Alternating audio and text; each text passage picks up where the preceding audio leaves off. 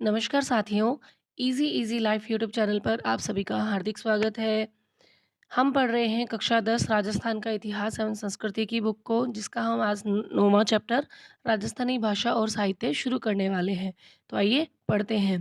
राजस्थानी भाषा और बोलियां। राजस्थानी भाषा से तात्पर्य है राजस्थान के लोगों की मातृभाषा। राजस्थानी भाषा के इतिहास पर दृष्टि डालने से पता लगता है कि विक्रम संवत 835 यानी 913 ईस्वी में उद्योतन सूरी द्वारा कुवलय माला ग्रंथ जो लिखा गया, उसमें 18 देशी भाषाओं का वर्णन किया गया, जिसमें मरु भाषा को भी सम्मिलित किया गया। तो ये हमारा फैक्ट नंबर 1 बन जाता है कि उद्योतन सूरी द्वारा कौन-सा ग्रंथ लिखा गया? कुवलयमाला, जिसमें कितनी भाषाओं का वर्णन हुआ? 18 देसी भाषाओं का, जिसमें मरु भाषा भी सम्मिलित है। ये पश्चिमी राजस्थान की भाषा थी। अब है राजस्थान की भाषा के लिए राजस्थानी शब्द का प्रयोग जो है, वो सबसे पहले जॉर्ज अब्राहम ग्रियर्सन ने 1912 में लिंग्विस्टिक सर्वे ऑफ इंडिया में किया। ये क्वेश्चन नंबर 2 हमारा बन जाता है, क्योंकि लिंग्विस्टिक सर्वे ऑफ इंडिया किसके द्वारा लिखा गया है? इसके बारे में क्वेश्चन बहुत बार आरपीएससी के एग्ज़ाम्स में पूछा गया है। ये लिखा है जॉर्ज अब्राहम ग्रियर्सन ने। ठीक है? अब ये जो शब्द है राजस्थानी, इस देश में प्रदेश में प्रचलित विभिन्न भाषाओं का सामूहिक नाम था उस वक़्त, और राजस्थान प्रदेश की भाषा के लिए अब यही नाम प्रयुक्त किया जाता है, प्रचलित है। मारवाड़ी, मेवाड़ी, ढूंढाड़ी, मेवाड़ी, हाड़ौती, ये सब जो भाषाएँ हैं, ये अब राजस्थानी भाषा की उपभाषाएँ या इसकी विभिन्न बोलियाँ हैं। अब हम बात करते हैं राजस्थानी भाषा की उत्पत्ति और विकास के बारे में। राजस्थानी भाषा पर 10वीं सदी तक पश्चिमी भारत के क्षेत्रों में बोली जाने वाली अपभ्रंश का अत्यधिक प्रभाव रहा। हालाँकि राजस्थानी का उद्भव लगभग ईसा की 11वीं-12वीं शताब्दी से हुआ माना जाता है। लेकिन 16वीं सदी के बाद राजस्थानी भाषा का विकास एक स्वतंत्र भाषा के रूप में होने लगा। राजस्थानी भाषा के क्रम में यह कहा जा सकता है कि समस्त भारतीय भाषाओं की जननी वैदिक संस्कृत रही है, जो अपनी भाषाई जटिलता के फलस्वरूप लौकिक संस्कृत में परिवर्तित हुई। और जब लौकिक संस्कृत में भी दुरूहता आने लगी, तो उसका स्थान पाली भाषा ने ले लिया, और पाली भी जब लोक से अलग होने लगी, तो उसका स्थान प्राकृत भाषा ने ले लिया। जैसा कि माना जाता है कि भाषा कठिनता से सरलता की ओर अग्रसर होती है, प्राकृत भाषा भी जब आम जनमानस को कठिन लगने लगी, तो अपभ्रंश भाषाओं का विकास हुआ और विभिन्न क्षेत्रों में विभिन्न रूपों में अपभ्रंश भाषाएं सामने आने लगी। राजस्थानी भाषा का विकास भी इन्हीं अपभ्रंश भाषाओं से हुआ। राजस्थानी भाषा के विकास के संबंध में 3 अपभ्रंश भाषाओं का उल्लेख किया जाता है, और प्रत्येक विद्वान अपने मतानुसार अपभ्रंश का उल्लेख करता है, जिसमें कौन-कौन से 3 अपभ्रंश हमारे सामने आते हैं। एक तो आता है शोरसेनी अपभ्रंश, दूसरा है नागर अपभ्रंश, और तीसरा है मरु गुर्जरी अपभ्रंश। इन सब में मरु गुर्जरी अपभ्रंश का मत अधिक उचित लगता है, क्योंकि मरु गुजरी अपभ्रंश से ही मरु भाषा राजस्थानी तथा गुर्जरी से गुजराती भाषा का विकास हुआ है। यह विभाजन भौगोलिक दृष्टि से भी समाचीन प्रतीत होता है। भाषा की व्याकरणिक विशेषताओं को देखें, तो यह ज्ञात होता है कि राजस्थानी और गुजराती में अनेक समानताएं हैं। क्षेत्रीय बोलियाँ। डॉक्टर ग्रियर्सन ने राजस्थानी बोलियों को मुख्यतः 5 मुख्य वर्गों में बाँटा है, किंतु मुख्य रूप से राजस्थानी की बोलियों को 2 भागों में बाँटा जाता है। एक है पश्चिमी राजस्थानी, जिसमें मारवाड़ी, मेवाड़ी, बागड़ी, शेखावटी आदि बोली जाती हैं। दूसरा है पूर्वी राजस्थानी। पूर्वी राजस्थानी में भाषा में हमारी ढूंढाड़ी, हाड़ौती, मेवाती, अहीरवाटी भाषाएँ आ जाती हैं, उपबोलियाँ आ जाती हैं। अब हम एक-एक करके इन सभी बोलियों का वर्णन करेंगे, देखेंगे इनमें क्या-क्या डिफरेंसेस हैं।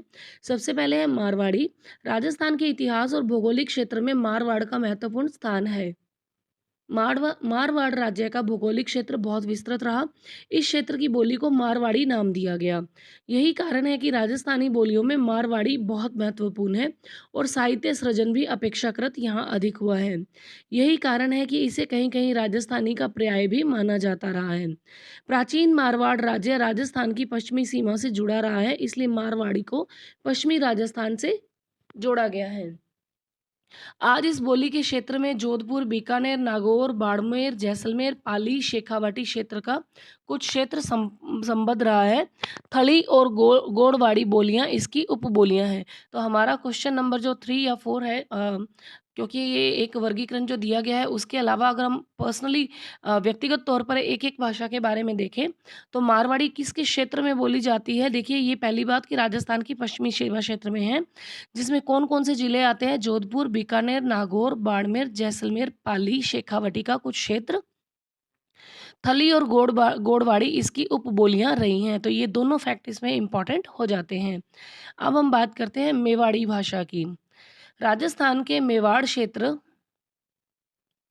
राजस्थान के मेवाड़ राज्य का क्षेत्र मेवाड़ी का क्षेत्र रहा है। साहित्य परंपरा की दृष्टि से देखें तो मारवाड़ी के पश्चात मेवाड़ क्षेत्र में साहित्य लेखन अधिक हुआ है। आधुनिक राजस्थान में उदयपुर, चित्तौड़गढ़, राजसमंद और भीलवाड़ा का क्षेत्र मेवाड़ी बोली का क्षेत्र कहा जाता है। मेवाड़ के पर्वतीय क्षेत्रों में बोली जाने वाली मेवाड़ी को पर्वतीय मेवाड़ी और मैदानों में बोली जाने वाली मेवाड़ी को मैदानी मेवाड़ी कहा जाता है। तो ये मेवाड़ी भाषा का वर्गीकरण हो जाता है। अब है ढूंढाड़ी। राजस्थान के प्राचीन ढूंढाड़ प्रदेश जिसका संबंध आमेर राज्य से रहा, उस क्षेत्र की बोली को ढूंढाड़ी बोली कहा जाता है। इस बोली की सबसे बड़ी विशेषता 6 शब्द का प्रयोग है। इस शब्द का प्रयोग गुजराती के प्रभाव को इंगित करता है। ठीक है। आधुनिक राजस्थान में जयपुर, दौसा, बगरू, दूदू तक का दूदू तक का जो क्षेत्र है वो ढूंढाड़ी का क्षेत्र कहलाता है। तोरावाटी, राजावाटी, नागराचल ये इसकी उपबोलियां हैं। ठीक है। फिर है हाड़ौती। हाड़ा राजपूतों के राज्य से संबंधित क्षेत्र को हाड़ौती बोली का क्षेत्र माना गया है। इस बोली में भी ढूंढाड़ी की तरह 6 शब्द का प्रयोग किया जाता है। तमे 6, आजखोटा, बूंदी, झालावाड़, बारां का क्षेत्र हाड़ौती बोली का क्षेत्र कहा जा सकता है। ठीक है। अब ये हाड़ौती भाषा किन-किन एरियाज में बोली जाती है? कोटा, बूंदी, झालावाड़, बारां। इस क्षेत्र में हाड़ौती बोली जाती है। ढूंढाड़ी का क्षेत्र कौन सा था? जयपुर, दौसा, बगरू, दूदू तक का ढूंढाड़ी क्षेत्र और तोरावाटी, राजावाटी, नागरचाल इसकी उपबोलियां थी। अब है मेवाती भाषा। मेव जाति का आधिक्य होने के कारण अलवर भरतपुर के क्षेत्र को मेवात क्षेत्र कहा गया है। इस क्षेत्र की बोली को मेवाती कहा जाता है। इसका क्षेत्र राजस्थान के आसपास हरियाणा के क्षेत्रों को भी स्पष्ट करता है। भरतपुर के आसपास के क्षेत्रों में इस बोली पर ब्रज भाषा का प्रभाव भी स्पष्ट रूप से देखा जा सकता है। ठीक है। फिर है वागड़ी। राजस्थान के वागड़ क्षेत्र की बोली को वागड़ी का नाम दिया गया है। यह बोली बांसवाड़ा, डूंगरपुर और आसपास के पहाड़ी क्षेत्रों में बोली जाती है। डूंगरपुर, बांसवाड़ा, वागड़ क्षेत्र यानी वागड़ी भाषा। इस बोली पर गुजराती भाषा का प्रभाव स्पष्ट रूप से देखा जा सकता है। अब है मालवी। प्राचीन मालवा प्रदेश का राजस्थान प्रदेश से बहुत गहरा संबंध रहा है, इसलिए मालवा प्रदेश से जुड़े राजस्थान के क्षेत्र पर मालवी बोली का प्रभाव बहुत गहरा है, जिसका अंतर करना बहुत कठिन है। इसलिए मालवी को ही राजस्थानी की बोली भी स्वीकार किया गया है। राजस्थान के प्रतापगढ़ का क्षेत्र इस बोली का क्षेत्र है। मध्य प्रदेश का रतलाम, झाबुआ आदि क्षेत्र इसी बोली का क्षेत्र है। रांगड़ी और निमाड़ी इस बोली की उपबोलियां हैं। फिर है शेखावाटी। राव शेखा के नाम से प्रसिद्ध राजस्थान का क्षेत्र शेखावाटी कहलाया है। इसी क्षेत्र की बोली को शेखावाटी कहा गया है। आज चूरू, झुंझुनू, हनुमानगढ़, सूरतगढ़, गंगानगर तक का क्षेत्र इस बोली का क्षेत्र कहा जा सकता है। फिर देखिए भीली और अन्य पहाड़ी बोलियां। राजस्थान में आदिवासी जनजातियों का बहुत बड़ा जनसमूह आज भी पहाड़ी क्षेत्रों में रहता है, जो कि कबीला संस्कृति को लिए हुए है। इस प्रकार की जनजातियों में भील, मीणा, गरासिया प्रमुख है। इनमें भीलों का क्षेत्र व्यापक है। इनकी बोलियों में भीली बोली प्रमुख रही है। इसके साथ साथ अन्य जनजातियों की बोलियों को भी पहाड़ी बोलियों के अंतर्गत स्वीकार किया गया। लेकिन जिन जिन क्षेत्रों में ये जातियां निवास करती हैं, उन क्षेत्रों की बोलियों का भी इन पर असर गहरा पड़ा है। इस प्रकार कहा जा सकता है कि भाषा का निर्माण उपभाषाओं बोलियों द्वारा ही हुआ है। इस रूप में यह निश्चित भी है कि राजस्थानी बोलियों से ही राजस्थानी भाषा का विकास हुआ है। अब हम बात करेंगे राजस्थानी साहित्य के बारे में। राजस्थानी साहित्य का इतिहास और परंपरा देखते हैं। राजस्थानी साहित्य का प्रारंभिक साहित्य हमें अभिलेखीय सामग्री के रूप में मिलता है, जिसमें शिलालेखों, अभिलेखों, सिक्कों, मुद्रणों से जो साहित्य उत्कीर्ण है, उस साहित्य को अभिलेखीय साहित्य कहा जा सकता है। यद्यपि यह सामग्री अत्यल्प मात्रा में उपलब्ध होती है, लेकिन जितनी भी सामग्री उपलब्ध होती है उसका साहित्यिक एवं ऐतिहासिक महत्व होता है। राजस्थानी साहित्य में लिखित साहित्य वाणी निष्ठता की विशेषता को लिए रहा है, जिसे लोक साहित्य कहा गया है। यह साहित्य लोक के अनुभव का अक्षय भंडार रहा, जहाँ विविध भाषाओं में साहित्य हमें श्रवण परंपरा से प्राप्त होता रहा। राजस्थानी साहित्य की इतिहास परंपरा को हम निम्न रूप से प्रस्तुत कर सकते हैं। तो अब देखिए, राजस्थानी भाषा का साहित्य का कालक्रम देखते हैं। देखिए, सबसे पहले प्राचीन काल। प्राचीन काल में कौन सा जो तरीका चलता था ग्रंथों का, वो था वीर गाथा काल, जो था 1050 से 1550 ईस्वी तक। फिर पूर्व मध्य काल का क्षेत्र है, ये भक्ति काल का क्षेत्र रहा। इसमें ज़्यादातर भक्ति काल से जुड़ी हुई ग्रंथ जो किताबें हैं जो वो लिखी गई। इसका समय 1450 से 1650 तक रहा। फिर है उत्तर मध्यकाल, जिसमें श्रृंगार, रीति व नीतिपरक काल इसे कहा जाता है, जिसका समय रहा है 1650 से 1850 तक। फिर है आधुनिक काल, ये विविध विषयों विधाओं से युक्त था, जो 1850 से अद्यतन यानी आज तक चलता आ रहा है। अब सबसे पहले हम इसी कालक्रम के बारे में पढ़ते हैं। प्राचीन काल यानी जिसे वीर गाथा काल भी कहा जाता है, 1050 से 1550 ईस्वी तक ये रहा है।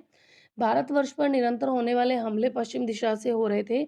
इनका अत्यधिक प्रभाव राजस्थान प्रदेश पर पड़ रहा था।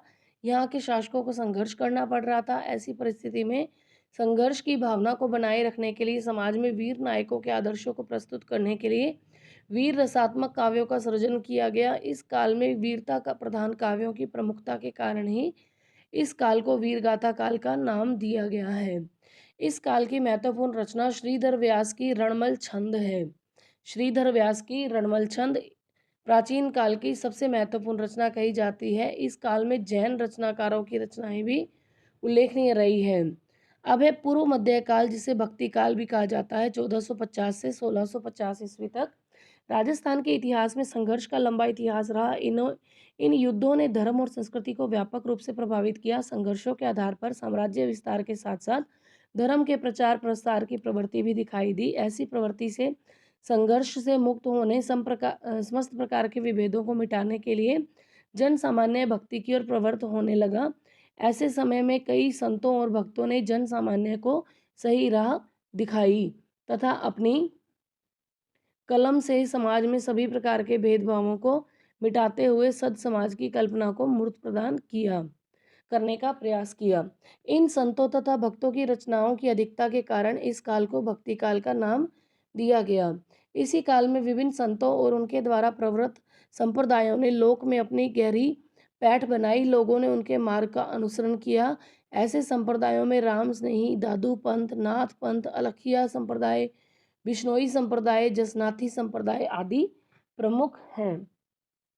इन संप्रदायों ने नाम स्मरण का महत्व, निर्गुण उपासना पर बल, गुरु की महत्ता पर बल देते हुए जाति व्यवस्था में भेदभाव को मिटाते हुए कहा, जात पात पूछे नहीं कोई, हरि को भजे सो हरि का होए।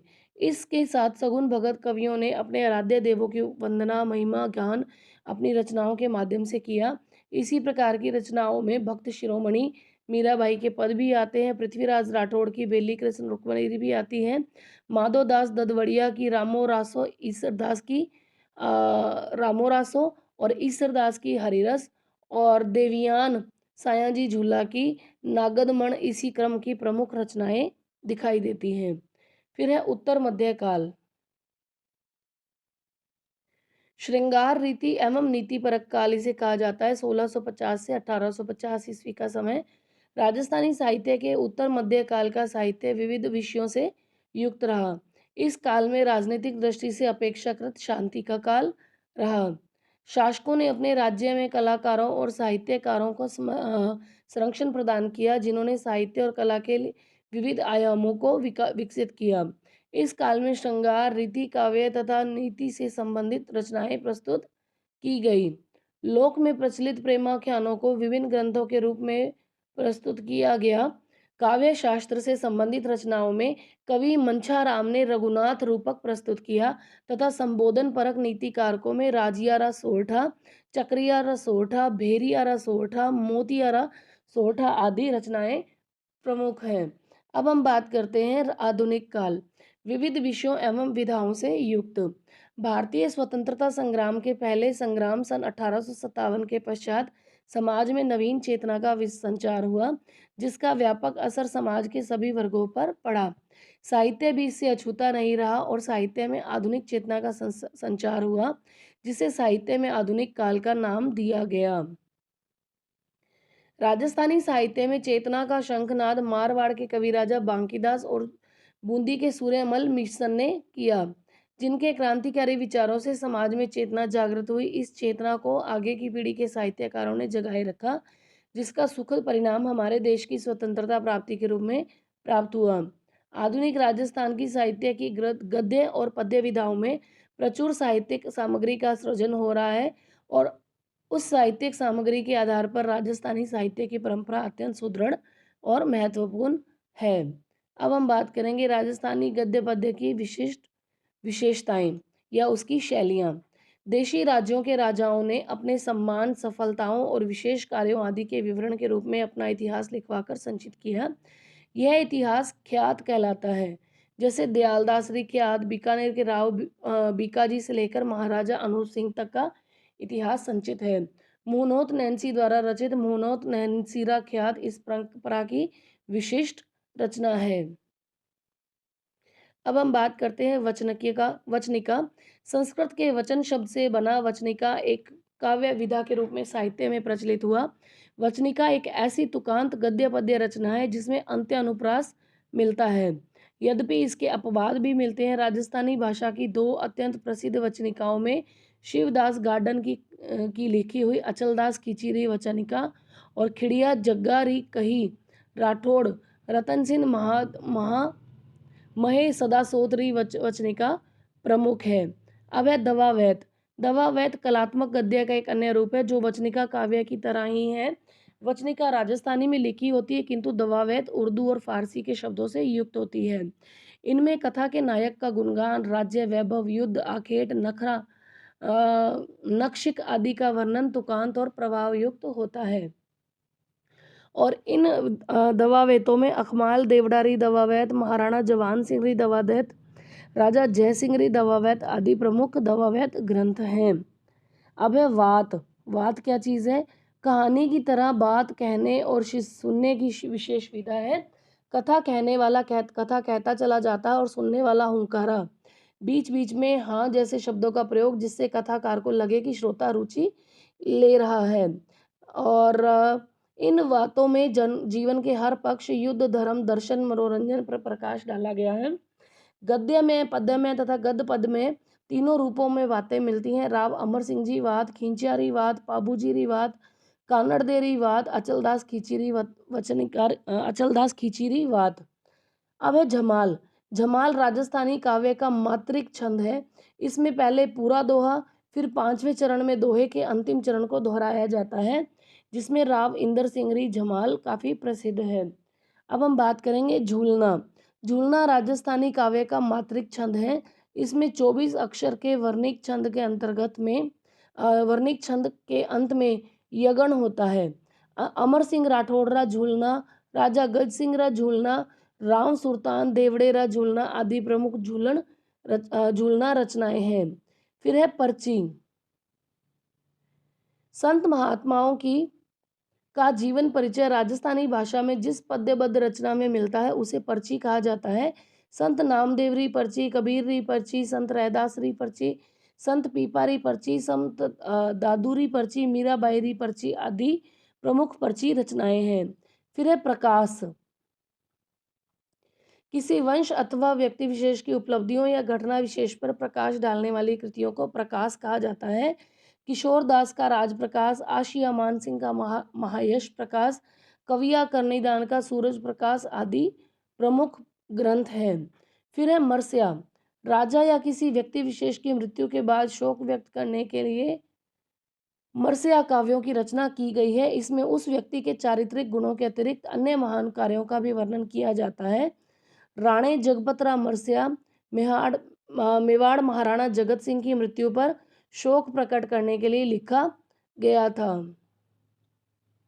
अब हम बात करते हैं रासों के बारे में।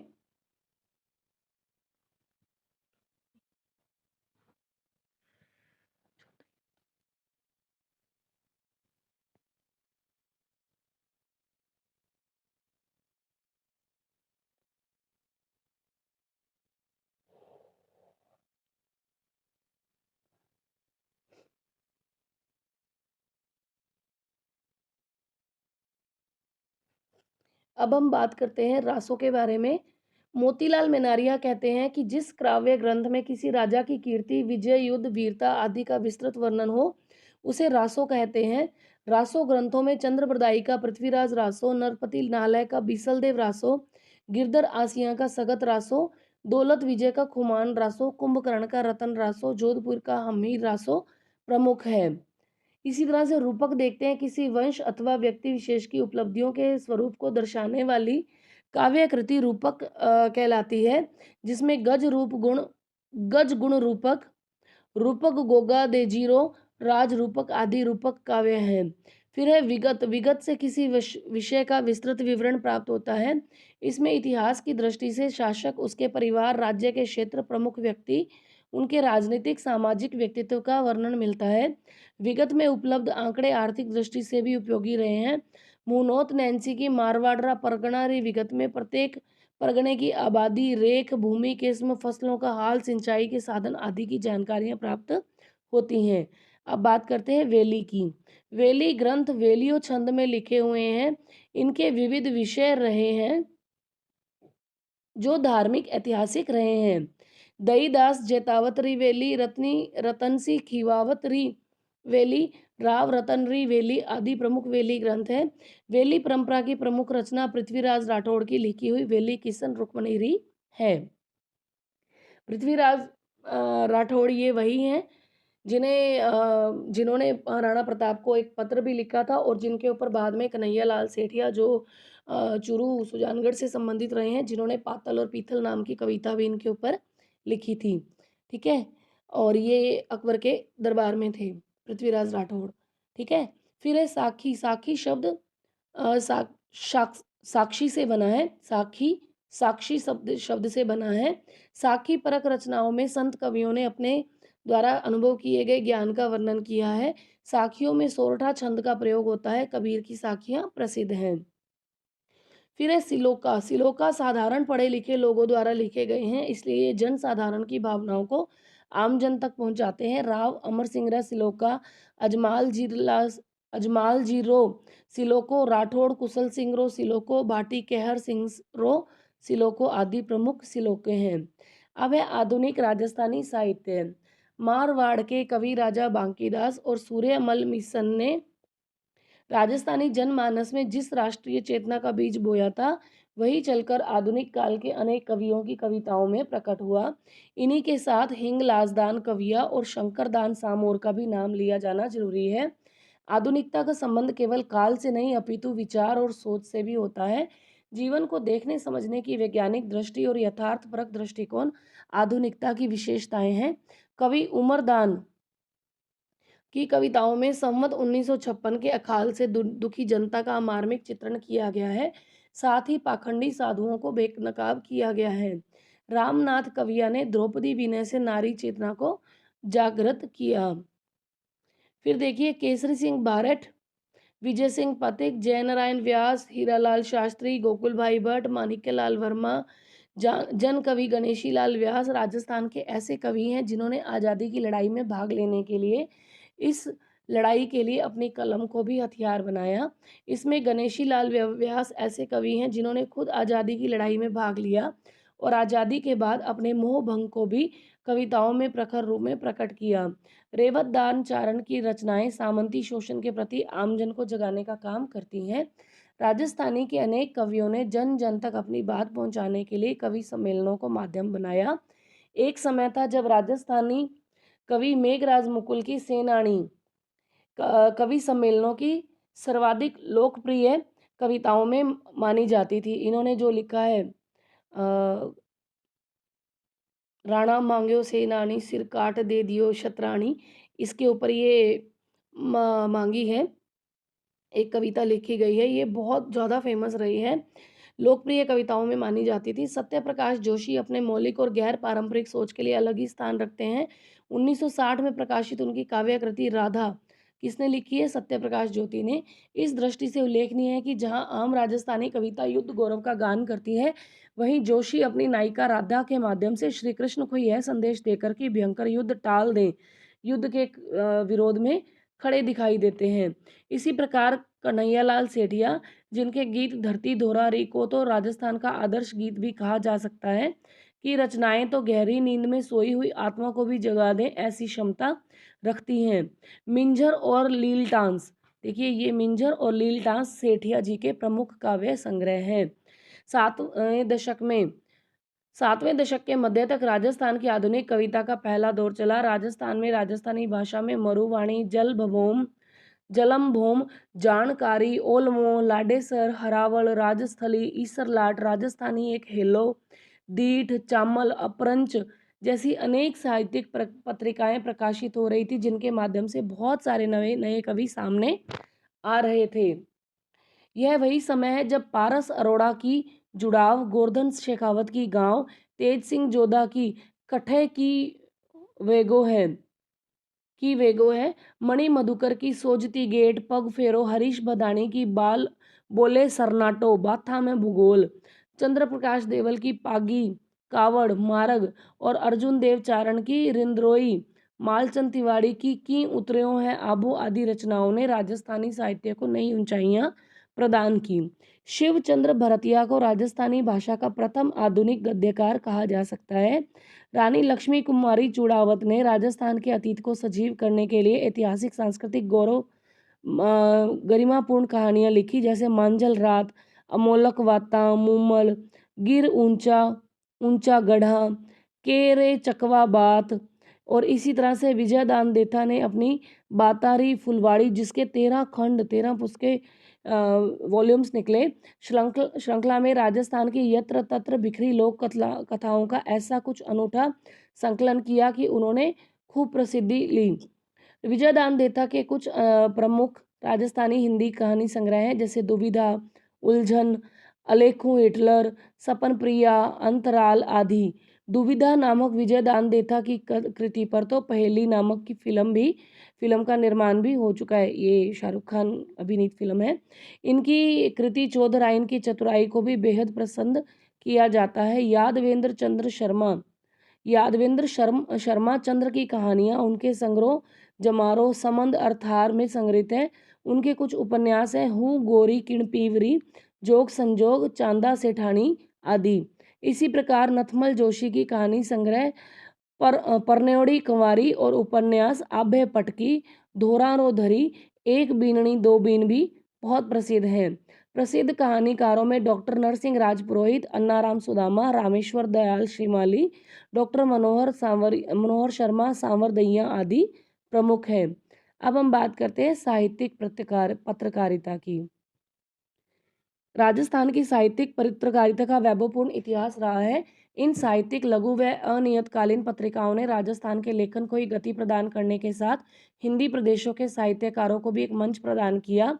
बीकानेर की वातायन हरीश बदानी द्वारा लिखित, अजमेर की लहर प्रकाश जैन द्वारा, भरतपुर की ओर विजेंद्र कांकरोली की संबोधन जो कमर मेवाड़ी द्वारा है, अलवर की कविता भागीरथ भार्गव, उदयपुर की बिंदु ने अनेक लेखकों को गंभीर व स्तरीय मंच प्रदान किया।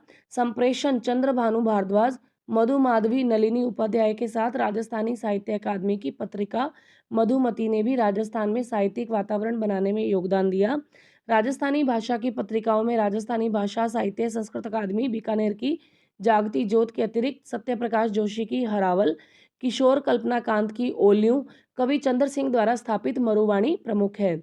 उपर्युक्त रचनाएं समृद्ध राजस्थानी साहित्य का संक्षिप्त भर है।